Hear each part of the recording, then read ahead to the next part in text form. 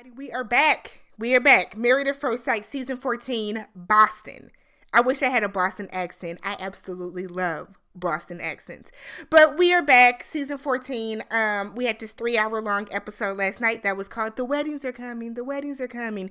We got one wedding. One wedding. If you are brand new to my channel, I do commentary on Married at First Sight.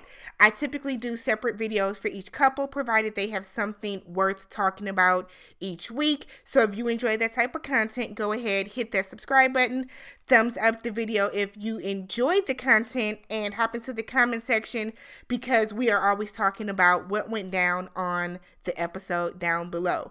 So I do have videos up for Lindsey and Mark, and then Elijah and Katina, but let's go ahead and do like an overall recap of how this season went. So it starts off with Mark and Lindsay both telling their respective families.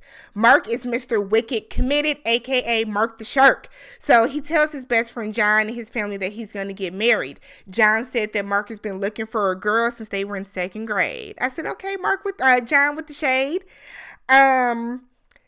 Mark's mother would not be at the wedding because she's not the best at walking, and he doesn't want her to feel embarrassed or feel like everyone's looking at her if, it's a little harder for her to get down the aisle. He also mentions that, his mother is developing Alzheimer's, so sometimes she kind of forgets, who he is and where she is and different things like that. He doesn't want to put her into a position where she's uncomfortable. So his friend, John, downplays how much that Mark does indeed take care of his mom and his grandmother, and he wants Mark to really think about that. You are a very vital part of, your mom and your grandmother's life. What are you going to do if the person that they match you with decides that they don't want any part in that and they're not going to be a part of that?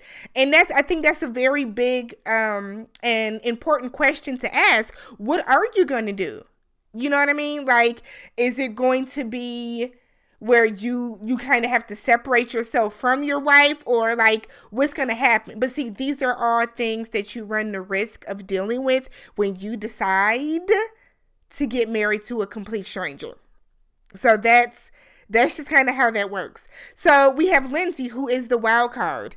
Lindsay tells her dad and her brother that she's getting married in 2 weeks. They're out golfing or at like a driving range. She says she was engaged last year, but 5 days before the wedding, her fiance called it off. 5 days before the wedding. So last year, this time, you were engaged, and yet Married at First Sight thinks that she is ready and healed and whole and open to love, that this is the best person. Okay. So she said that she is a caretaker by nature, and one of her first memories is changing her brother's diaper. She likes to take care of people. She's very nurturing in spirit. Her parents divorced 4 years ago, but she has not had a relationship with her mom. So she hasn't seen her mom in more than 3 years. They have a very stress-filled relationship. She reaches out to her mom. She calls her mom. But her mom does not react to her or call her back or anything like that. So it's a very tense relationship. Her dad says that Lindsay is a react person, not a response person. And we all know somebody like that, where they listen to respond, not to hear. And that's Lindsay. She's also very proud of the fact that she does not have a filter. That's nothing to be proud of. I hate people that are like super proud of the fact that I don't have a filter and I say whatever to anybody. That's really nothing to be proud of. It's nothing to be proud of. So then we have Elijah and Katina. Elijah is the ex-playboy. So we see how that's going to go. He spent the last 2 years of his life truly figuring out who he is. He said back when he was in college, he would go in class, he would be Elijah, but with the ladies, he's Isaac, because he was an immature playboy that did not care about people's feelings and other people's hearts. So on Facebook, he would be Isaac, so as not to get kind of caught up with what he had going on in school, I guess. messy, F-boy vibes for sure. So he says that he is now matured. He now thinks about others before himself. Before it was solely just him and his mom. Now he cares about everybody. His father died when he was 16 years old. He wants kids to grow up in the house with both a mother and a father because that's something that he did not have. And he feels that because he doesn't have a wife by his side, that he's not living up to his full potential.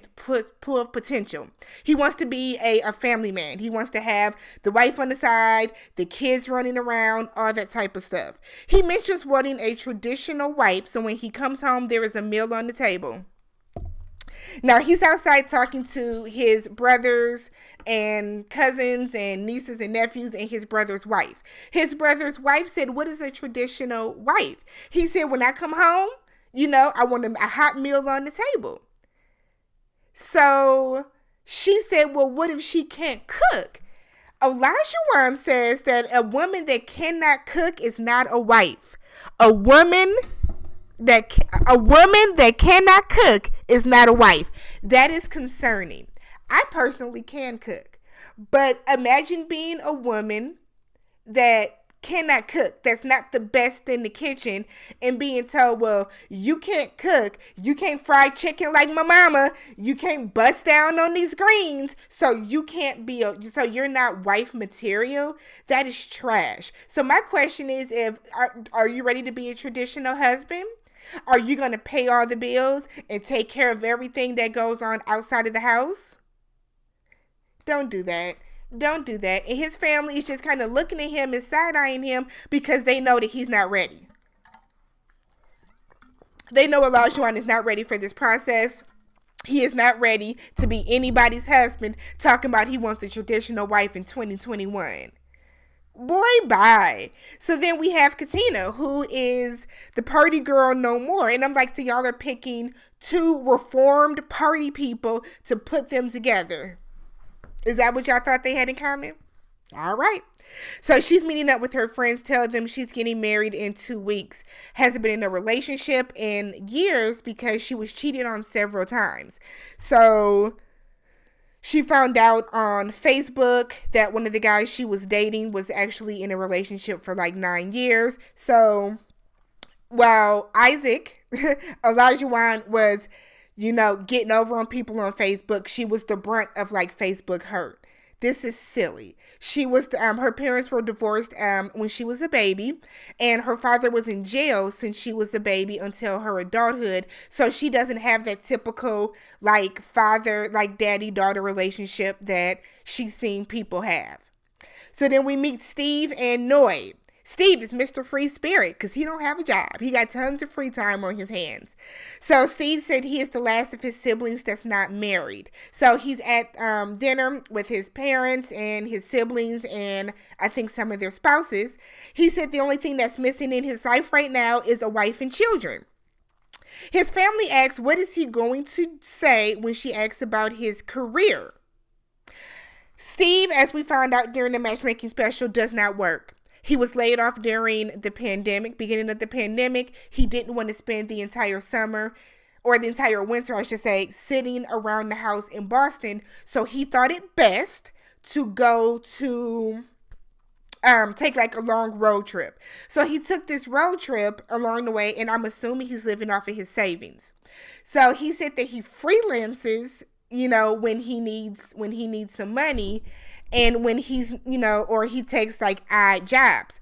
He is not worried about getting a job if his wife does want him to have one. He has no problem whatsoever leaning back into his career. So he tells his family that he's going to tell her that he's just kind of, finding out what he wants to do right now until he gets back into his career.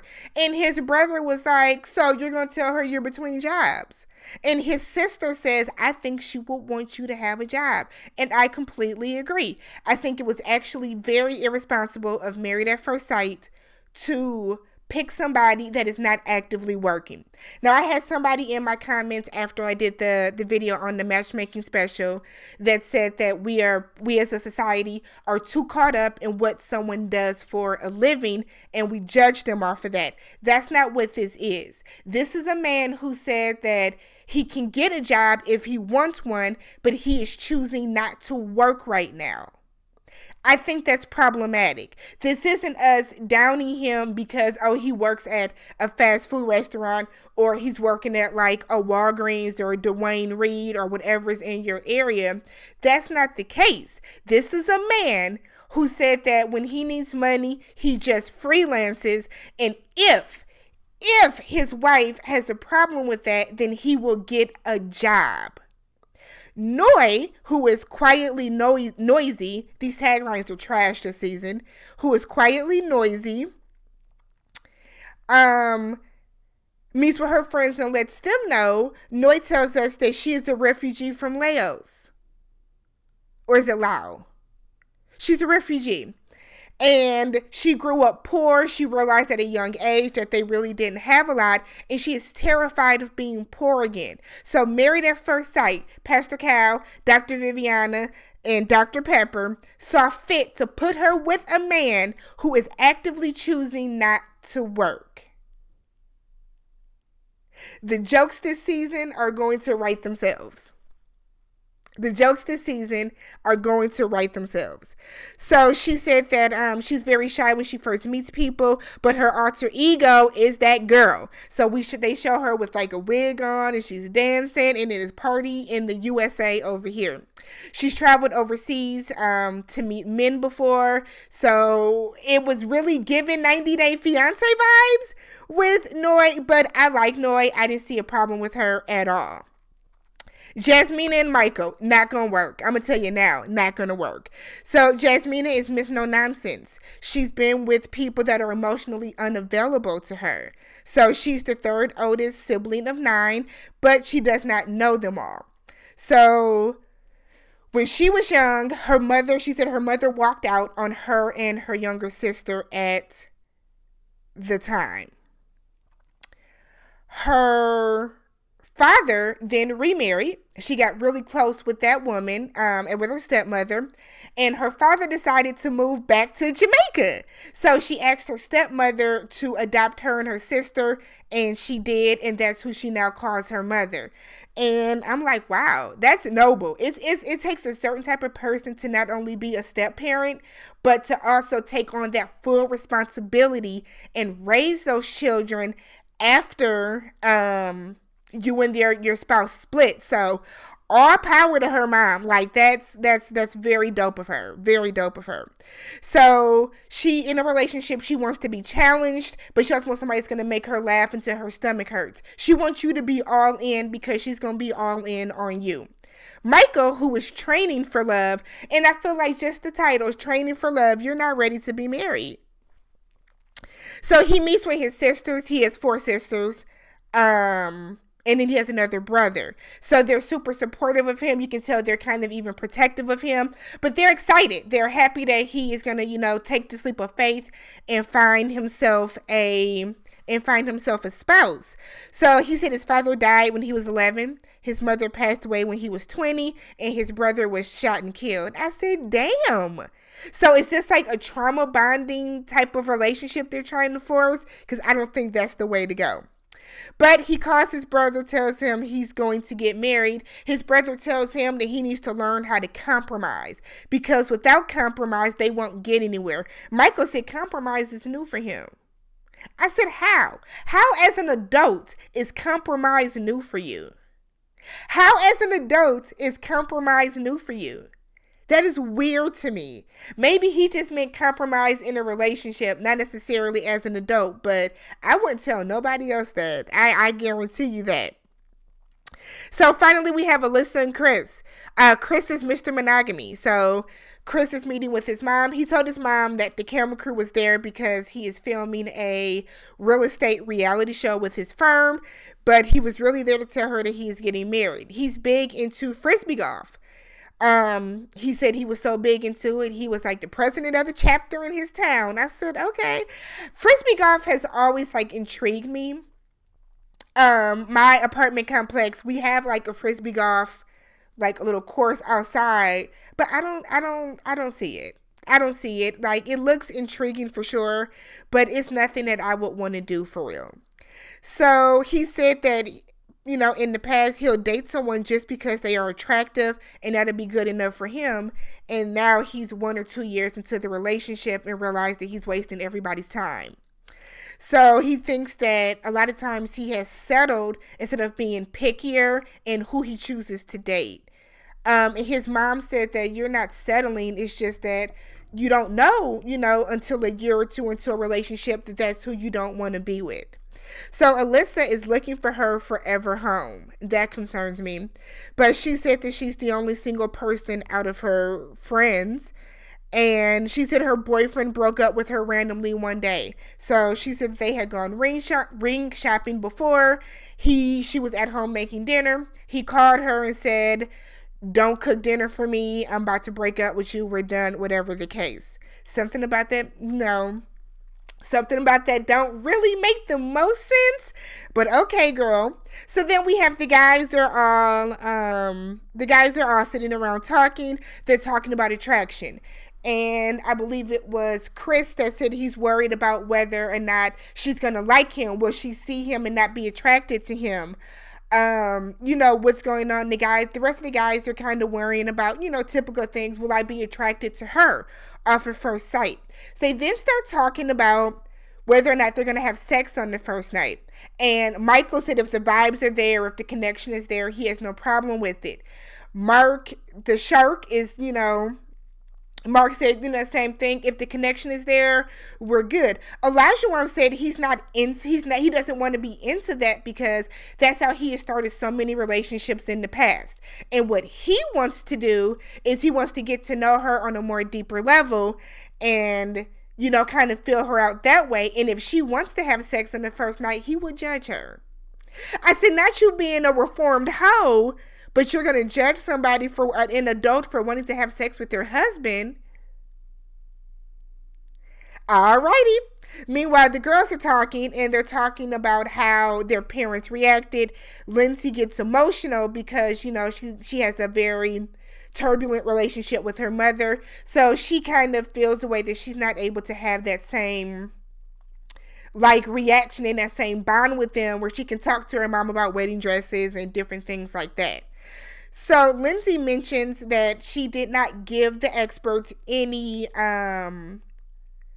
specifications on what type of man she's looking for. So she says she only told them no baby teeth or a man with a small dog, no belly. She said because she would kick the dog. And I said, not kick the dog. Not when we got Alyssa sitting over here that is super into animals and rescues pets. And we see right then and there that the two of them are not going to get along. And as somebody that has small teeth, don't be talking about people with baby teeth because we can't help that. It doesn't mean that our teeth are not straight or white or anything like that. I took offense to that, Lindsay. Definitely took offense to that. So we see Mark and Lindsay go shopping for their dresses and the tuxes. The dress that Lindsay picked was completely inappropriate. The second dress, her first dress was very tasteful, I liked it. She said she didn't care what color the dress was. She cared more about how it felt on her. Mark looked sharp in that blue suit, that navy suit, but he ended up going for a more traditional black suit. We see Jasmina and Michael. Michael got some tacky burgundy looking suit that I did not like. Burgundy tuxes can work, but his was very dulled down. It kind of reminded me of theater seats, the seats in a movie theater. So Michael's friend is telling him, are you sure you're ready? Because you shut down when you're frustrated. And I'm seeing a personality defect with Michael because everybody that talks about Michael at this point is telling him you don't compromise, you don't open up, you shut down when you're frustrated. 3 strikes, you're out. Something is not right with Michael. Something ain't right with him. So now we're at the bachelor party, and there's strippers. Elijah yells out, "I love strippers!" Runs over to the stage, a little too excited. He's dancing with her, got his head on her butt cheek during the whole pandemic, which grossed me out. We are still in the pandemic, still in the whole panorama. We can't have this, Elijah. But he's taking his shirt off. He has his legs around her neck. She's dancing on him. It's a lot. Meanwhile, Katina is back at the little bachelorette party, and she's describing a complete different type of man that she's looking for. Michael said that he wants a man that Elijah wants a woman that he can take to the strip club. And his cousin was like, "No, you don't. You absolutely don't. That is not the type of wife you want. You got to leave this bullshit behind." No, why are you... Elijah experts, why did y'all pick this man? So we see the girls, they're out partying, everybody's having drinks, talking to their friends, and Lindsay says that she likes 90% of the wives. She talked about how she thinks Jasmina's gorgeous. Katina is like a good energy, good spirit. She likes Noi, who's like an undercover party girl. And then she's like, I think there was a fifth. And they show Alyssa, who looks like Virginia from season 13 to me. Or season 12, I'm sorry. So then they show Virginia... Alyssa. I'm going to call her Virginia Watch. Then they show Alyssa, who is like sitting to the side and is saying how she's, with her friends and she's not, a big partier and stuff like that. And she's content just sitting here chilling. She doesn't want to have all the drinks and shots. And I feel like we have at least one woman every season that acts that way at the bachelorette party. Later on the after show with Keisha and Ipulium, we find out there was some friction between Alyssa and between Lindsay, and we find out that Lindsay actually they had like a group chat, tried to text Alyssa the next morning, and Alyssa had her blocked. And Jasmina came to her defense and was like, well, because you were talking shit about her friends heard, my friends heard, and that's why she blocked you. So it's going to be interesting when all the wives don't get along in that manner. And then the episode ends with Mark and Lindsay's wedding. Lindsay is drunk at the wedding. She's burping. She's talking about a minute. She has word vomit. Mark looks stressed. And I talk more about their wedding in their dedicated video from Mark and Lindsay. So check that out. How do you guys feel about season 14? What? If you have not already subscribed to my channel, hop into the comment section. Who y'all think is gonna make? Who do y'all think is gonna make it? Because we're not getting 5 for 5 this season. Catch y'all in the next one.